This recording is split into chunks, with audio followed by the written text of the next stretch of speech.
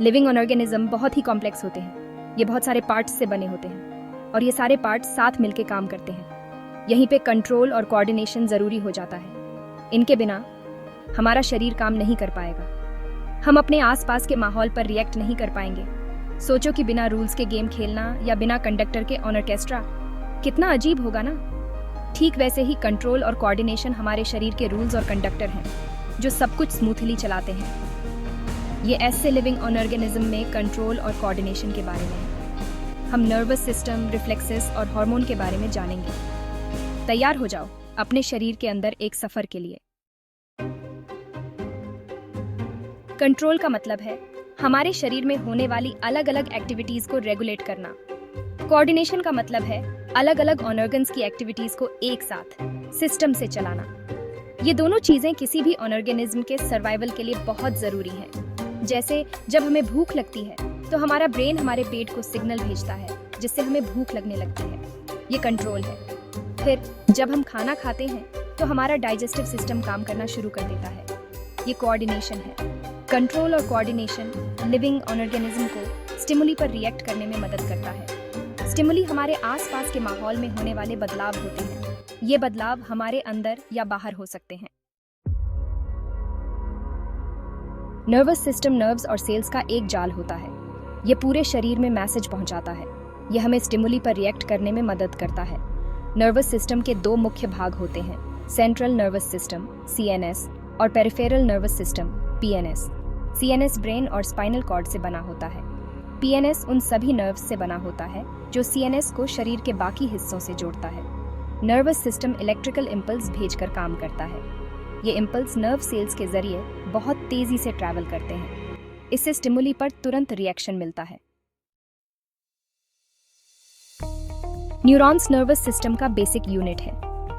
ये छोटे लेकिन बेहद महत्वपूर्ण सेल्स हमारे शरीर के हर हिस्से में पाए जाते हैं और हमारे हर एक मूवमेंट, थॉट और फीलिंग के पीछे होते हैं। ये स्पेशल सेल्स होते हैं जो हमारे नर्वस सिस्टम को एक जटिल और प्रभावी नेटवर्क बनाते हैं। इनकी संरचना और कार्यप्रणाली अद्वितीय होती है। ये इलेक्ट्रिकल और केमिकल सिग्नल के जरिए इंफॉर्मेशन ट्रांसमिट करते हैं। जब भी हम कोई कार्य करते हैं, जैसे कि चलना, बोलना या सोचना, ये न्यूरॉन्स सक्रिय हो जाते हैं और सिग्नल भेजते हैं। न्यूरॉन के 3 मुख्य पार्ट्स होते हैं, सेल बॉडी जिसमें न्यूक्लियस और दूसरे ऑर्गेनेल होते हैं। ये सेल बॉडी न्यूरॉन का केंद्र होता है और इसके कार्यों को नियंत्रित करता है।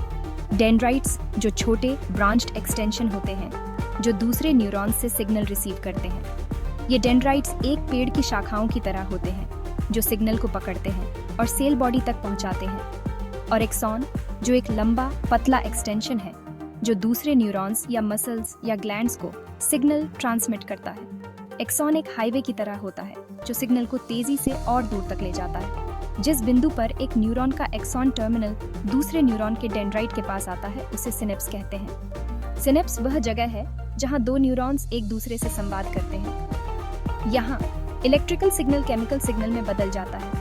ये परिवर्तन बहुत तेजी से होता है और यह सुनिश्चित करता है कि सिग्नल सही तरीके से और सही समय पर पहुंचे। इस केमिकल सिग्नल को न्यूरोट्रांसमीटर कहते हैं। न्यूरोट्रांसमीटर छोटे केमिकल मैसेंजर होते हैं जो सिग्नल को एक न्यूरॉन से दूसरे तक पहुंचाते हैं।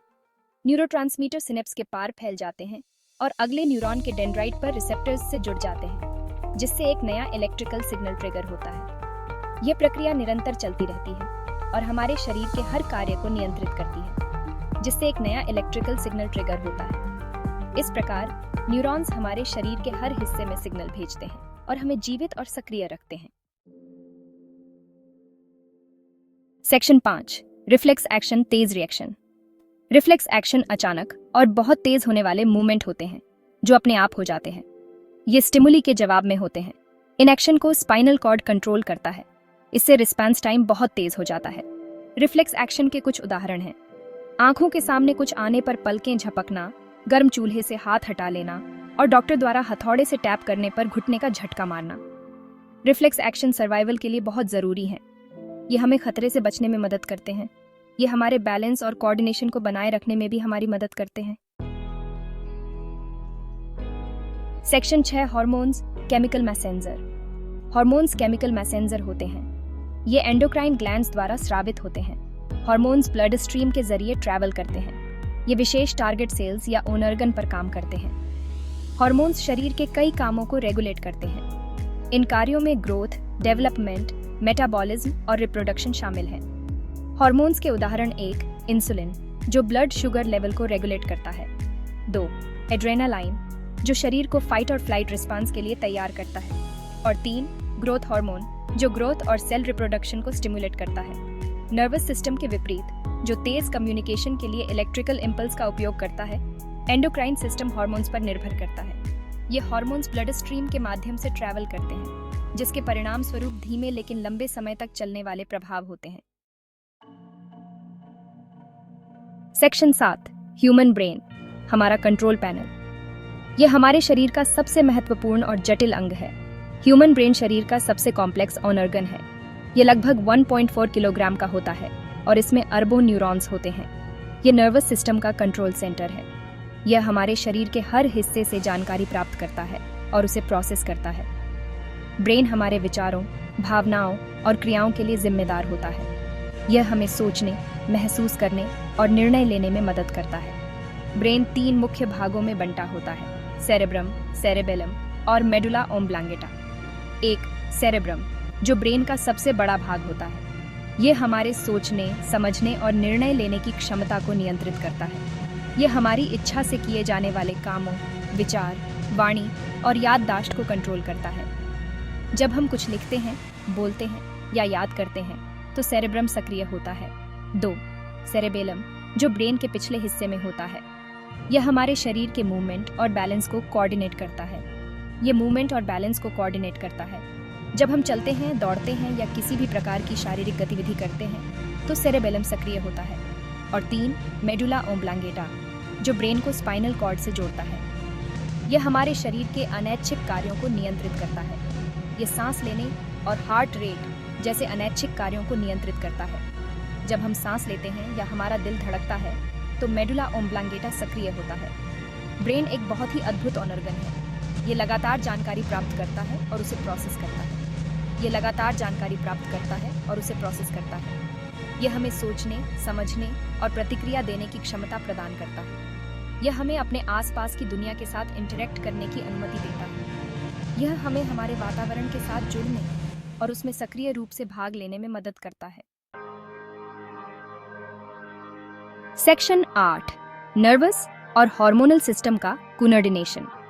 ये एक महत्वपूर्ण विषय है जो हमारे शरीर के विभिन्न कार्यों को नियंत्रित करने में मदद करता है। नर्वस सिस्टम और एंडोक्राइन सिस्टम साथ मिलकर काम करते हैं। ये दोनों सिस्टम मिलकर हमारे शरीर के विभिन्न कार्यों को सुचारू रूप से संचालित करते हैं। यह शरीर के सही ढंग से काम करने को सुनिश्चित करता है।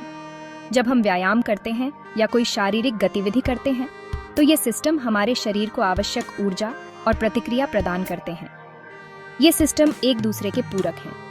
नर्वस सिस्टम त्वरित और अल्पकालिक प्रतिक्रियाएं देता है, जबकि एंडोक्राइन सिस्टम धीमी और दीर्घकालिक प्रतिक्रियाएं प्रदान करता है। नर्वस सिस्टम तेज और कम समय तक रहने वाले रिस्पांस देता है।